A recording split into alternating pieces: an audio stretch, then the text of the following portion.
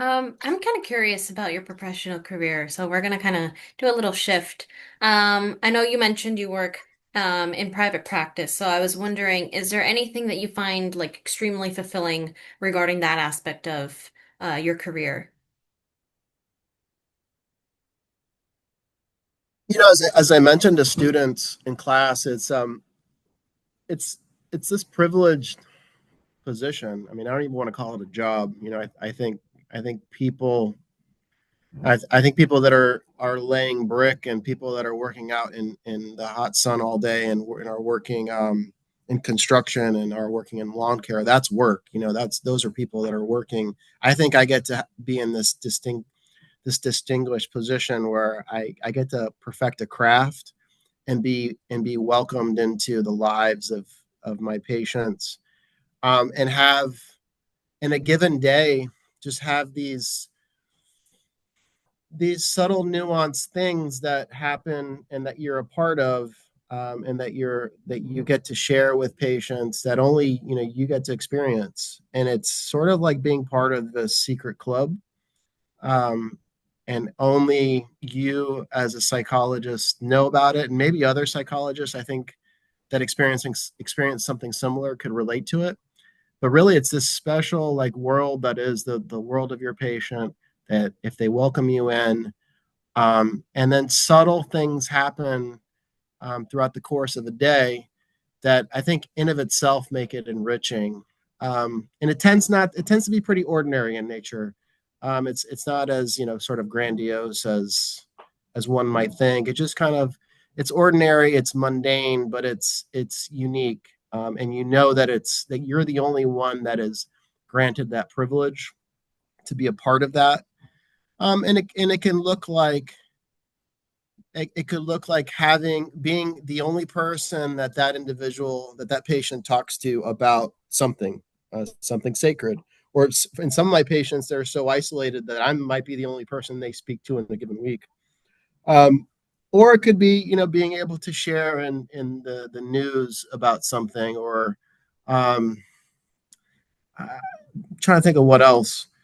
But just subtle things that are a part of the unfolding process that is being a psychologist, being with other patients, being able to observe certain things, and witness certain things that perhaps you are the only person that has that privilege. And so I think that's the enriching part of the work is it's this deeply human job, it's this deeply human experience. um, at times it's damn complex because I think people are complex. And then sometimes it's pretty straightforward and easy, so to speak, and streamlined. Um, but all in all, it's pretty stinking cool to be able to do this. I love that. Thank you for sharing. But like with every aspect of a career, I know there are like ups and downs, pros and cons. Is there anything difficult that you might find within private practice? I think at every turn, if you're doing work with third party payers or insurance carriers, um, it's you're signing up for you're signing up for a wrestling match, and you're signing up for headaches and frustrations, and at every turn, it tends to be whatever the situation is, it tends to benefit them and not you and or your patient.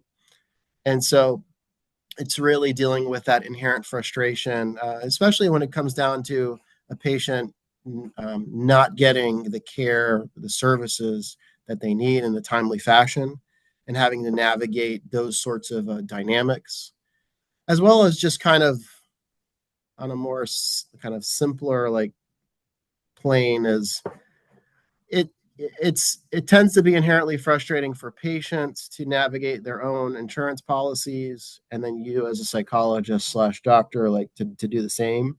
And so everybody's frustrated before they've even met each other, and so what kind of recipe is that for a patient doctor relationship? And so it's really like it's a system, that tends to start from, the starting point is there, and it's kind of you're working you're working upstream, um, as it relates to that, and you have to really name that with your patient so that they can understand that, the factors outside of us, the system outside of us, is not necessarily conducive to what's in our best interest in our relationship. I have a follow-up for that. Like, is there any particular way that you kind of handle those situations?